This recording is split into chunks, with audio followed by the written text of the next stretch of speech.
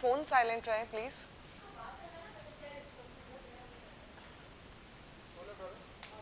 Alright, सो congratulation दिल से connection Shambhavi जी के साथ में। तो थैंक यू। ये बताइए थैंक यू। क्यों है ये दिल से कनेक्शन संभवी जी के साथ में? तो राइट, बहुत ही अच्छा कॉन्सेप्ट हमें देखने को मिल रहा है, साथ ही साथ द क्यों पर जरा हटके भी है। तो ये जो कनेक्शन ये क्यों है सर, इसके बारे में? कनेक्शन क्यों है? कनेक्शन तो हमारा पहले से है और मेरे ख्याल से अच्छा ह्यूमर वाला भी कनेक्शन है, ऑडियंस को बहुत पसंद सो आता है। बेसिकली जो हमारा एक ह्यूमरस कनेक्शन है एक दूसरे के साथ which is very very real और वो फाइनली ऑडियंस के सामने आ रहा है। तो हमको पहले तो मैं आपको बता दूं बहुत ही खुशी है कि ये जो क्यू वाला कनेक्शन है ये क्यू पे आ रहा है, द क्यू पे आ रहा है। और क्यों है ये कनेक्शन ये आपको बहुत सारी चीज़ें अविनाशी बताएगा, बट हमारा कनेक्शन कुछ ऐसा ही है, बड़ा हटके है, बड़ा दिल से है, बड़ा ऑनेस्ट है। मुझे लगता है कि कनेक्शन क्यों है ये तो इसी के लिए सारी दुनिया एक पार्टनर ढूंढती है कि एक कनेक्शन बन जाए आपका। और मेरे को लगता है वो क्यों ना पता चले तो अच्छा है, बस कनेक्शन होना ज़रूरी है। क्यों है वो होना ज़रूरी नहीं है। हाँ, लेकिन द क्यों पे आ रहा है ये एक वो ज़रूरी ज़रूरी बात है। बतानी है। और कनेक्शन इसीलिए है कि हमने जो साथ में हंसना सीखा है धीरे धीरे। पहले कनेक्शन शुरू होता है एक कपल का या हस्बैंड वाइफ का रिलेशनशिप से, प्यार से। फिर वो धीरे धीरे अगर दोस्ती और लाफ्टर में ना बदले तो वो कनेक्शन मुझे लगता है बेकार है। तो मुझे लगता है अगर आप दोनों साथ में रोज़ हंस नहीं सकते, एंजॉय नहीं कर सकते, तो उस रिलेशनशिप में कोई बहुत ज़्यादा मज़ा नहीं है।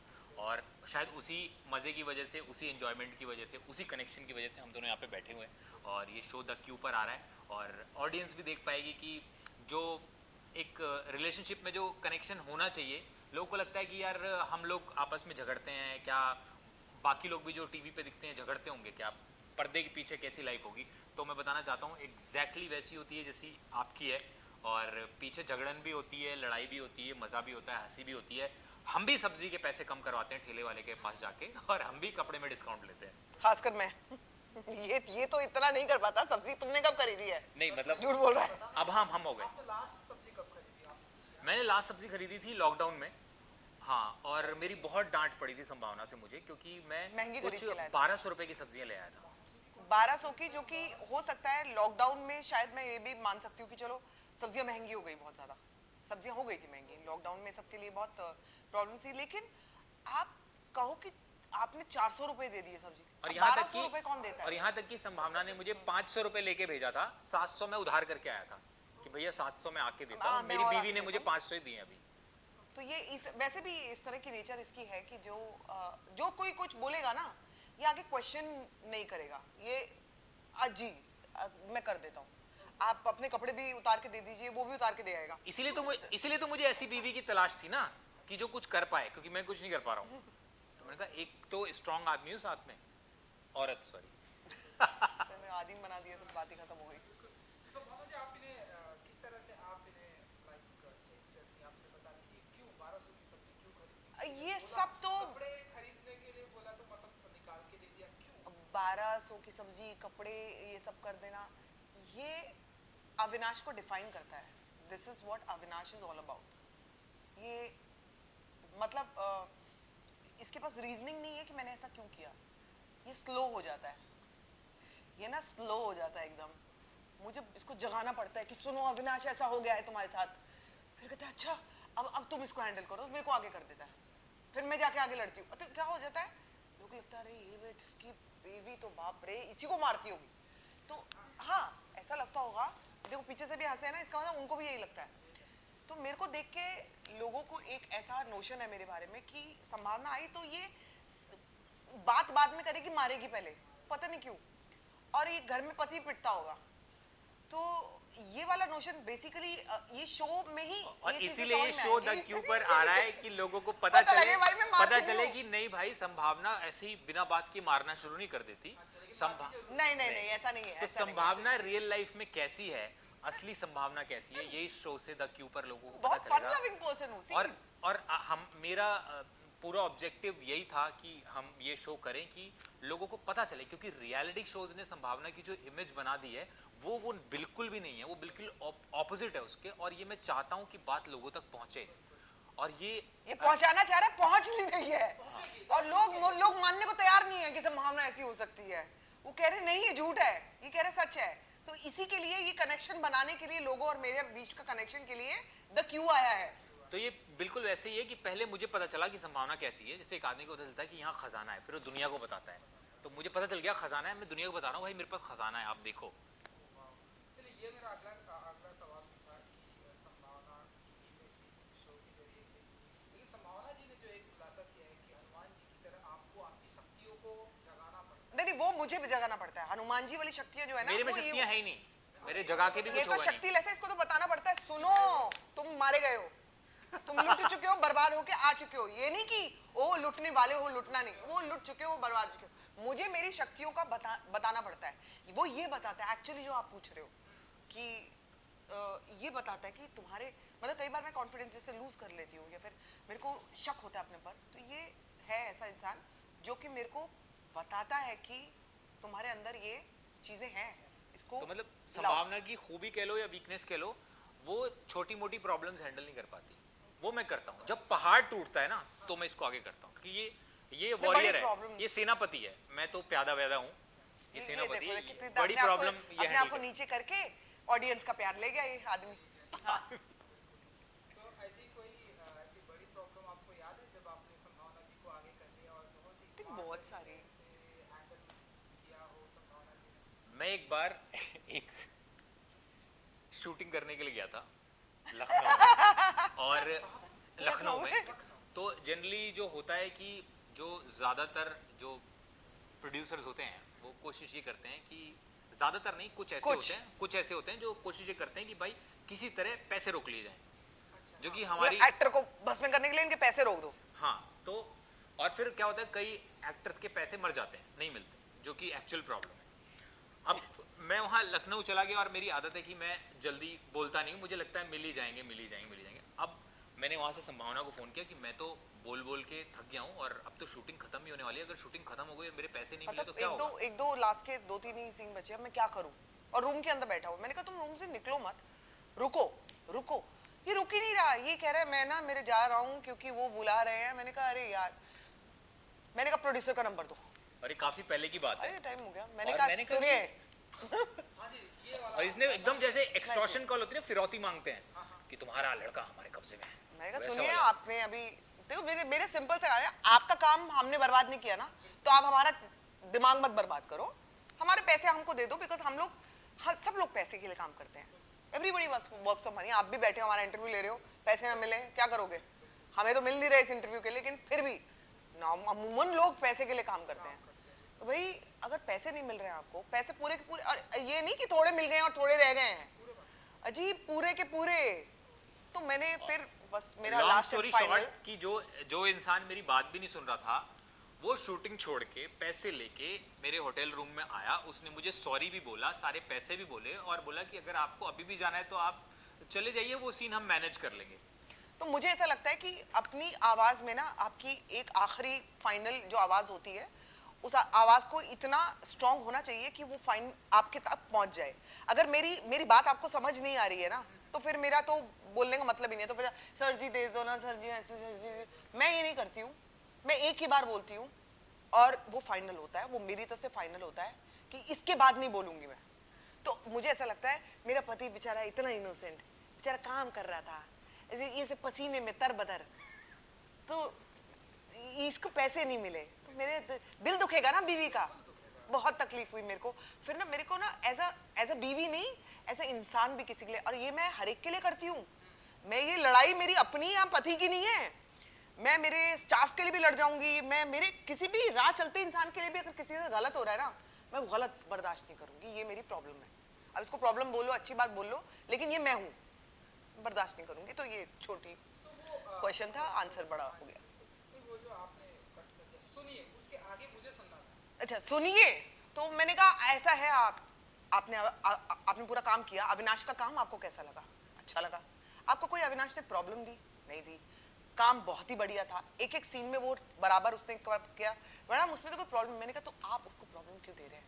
मैंने कहा यही प्रॉब्लम अगर वो आपको देता तो आपको कैसा लगता? मैंने कहा तो मैं ये आपको सिर्फ एक कॉल आया है मेरा, और मैं इसके बाद दोबारा आपको कॉल नहीं करूंगी, तो आप जो है अविनाश के जो है पैसे आप इमीडिएटली ट्रांसफर कर दीजिए, ये रहा account, thank you so much. उनका I think within 10 minutes आ ही गए थे पैसे। तो तो उसके अब बाद मुझे किसी से भी पैसे निकलवाने होते हैं तो मैं अपनी बीवी को बोलता हूँ। अरे बीवी हो तो ऐसी, मेरी मम्मी भी ऐसी। तो मैं बचपन मम्मी में भी ऐसी है, हाँ, मम्मी भी ऐसी बचपन है। में मेरे लिए क्या हुआ है, मैं इसीलिए औरतों की इतनी रिस्पेक्ट करता हूँ कि मैं जिंदा ही औरतों की वजह से हूँ। पहले मेरी मम्मी ने मेरे लिए हमेशा खड़ी हुई, स्कूल में मेरी बहनें मेरे लिए खड़ी हुई कि मेरे भाई को हाथ मत लगाना, अब शादी के बाद मेरी बीवी। तो इसीलिए तो ये बचा रहता है। मैं इसीलिए इतना ज्यादा रिस्पेक्ट करता हूँ कि मेरा जो जीवन टिका हुआ है वो औरतों पे टिका हुआ है।